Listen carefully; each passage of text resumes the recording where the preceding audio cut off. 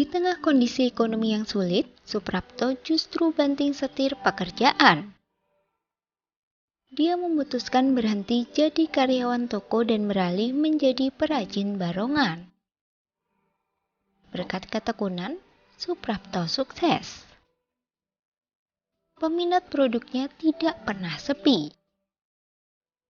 Dia membutuhkan alat-alat seperti kuas untuk mengecat, spons, kayu, dan engsel.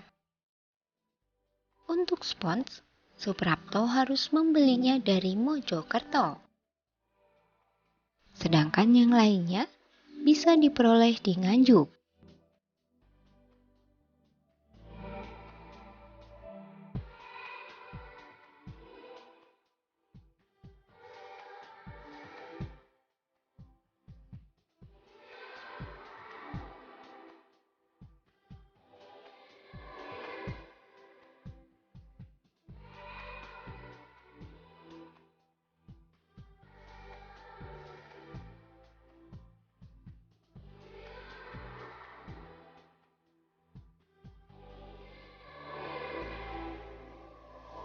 Dalam suasana yang teduh, masing-masing pengrajin sibuk mengurusi tugas masing-masing. Di tengah kesibukannya, memilih barongan yang sudah kering, Suprapto berbagi cerita soal produksi barongan mainan yang sudah ditekuninya sejak 5 tahun lalu. Di ruang depan rumahnya yang berukuran 3 kali 3 meter itulah tempat pengrajin melakukan finishing. Suprapto mengaku pembuatan barongan khusus untuk anak-anak ini tidak bisa dikerjakan sendirian.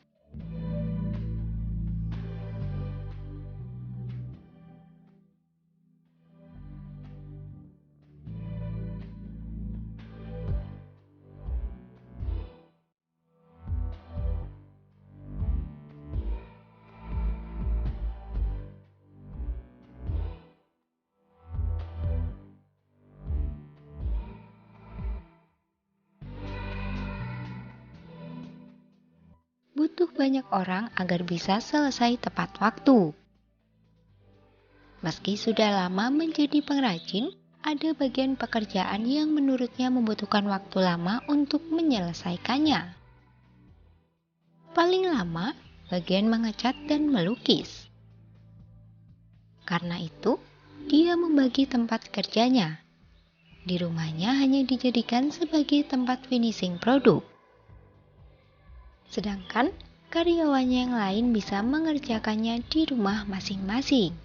Khususnya mereka yang bertugas untuk menggambar dan mengecat spons.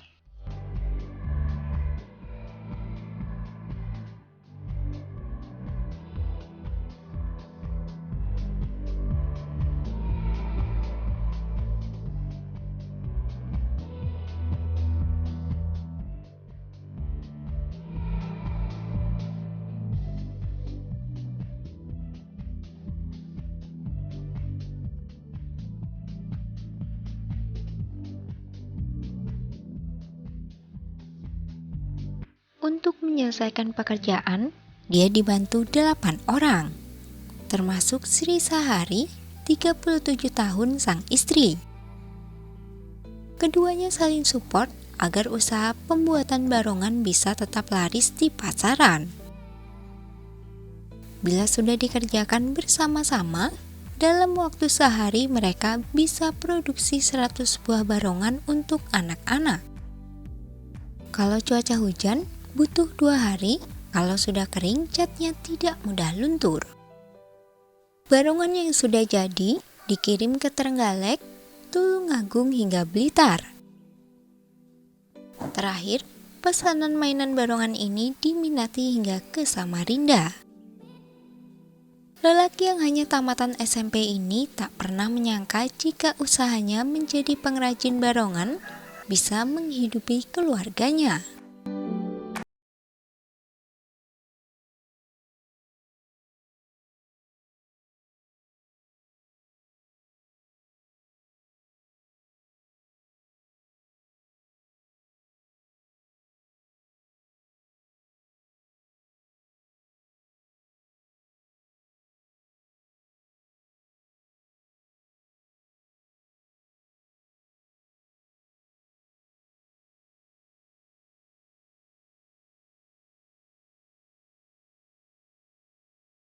sudah mempekerjakan 6 orang karyawan.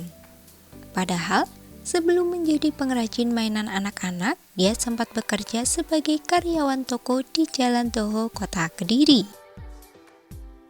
Karena kebutuhan hidup semakin tinggi, Suprapto memilih jalan lain.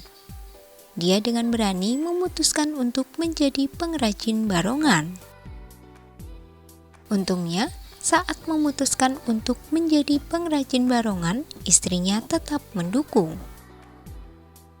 Dia hanya butuh waktu sebulan untuk menguasai cara membuat barongan.